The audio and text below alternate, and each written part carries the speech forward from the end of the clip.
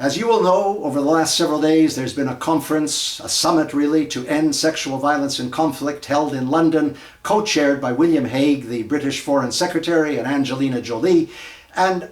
unusually enough, at the end of the conference there was no formal declaration or series of recommendations, which may be a very good thing, because it suggests that the discussions during the conference itself may well inform the proposals that are made. Now, last week I said I would suspend judgment in talking about the conference until I heard further, and in a very thoughtful and well-timed way, just before I sat down to do this commentary, I heard from my co-director of AIDS Free World, Paula Donovan, who heads our delegation in London, about the conference itself in the minds of the delegation, in the views of the delegation. And what they said was that there was a general feeling that, unlike many talkfests, this summit was worthwhile,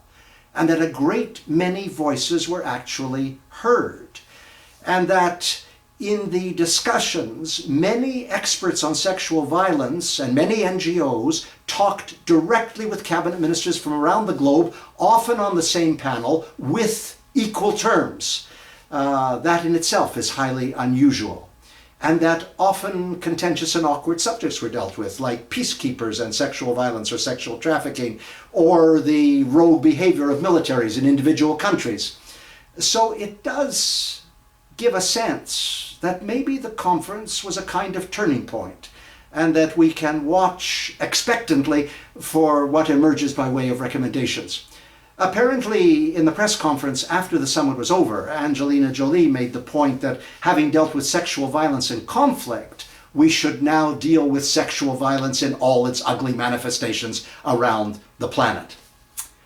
Now, I suppose, in a somber and sober way, I should point out that during the course of the conference itself, in countries like the Central African Republic and South Sudan, there was a continued merciless slaughter of the innocents, and a great deal of raping between and among ethnic groups. I guess it should be pointed out that during the course of the conference itself, in Nigeria, Boko Haram abducted another 20 young women, and mirroring what Angelina Jolie said, in Tahrir Square in Cairo, in Egypt, during the course of the conference, a young woman was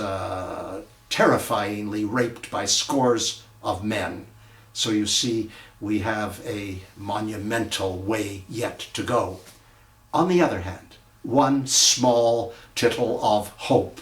and that is that the International Criminal Court, in a pre-trial hearing at The Hague, found that a military commander in the Congo, one of those marauding militia groups, a commander called Bosco Ntaganda, was found to have sufficient evidence against him proving rape and sexual slavery to constitute crimes against humanity, and he will go on trial. It's a small step, but it's a step towards justice. That was last week. I'm Stephen Lewis.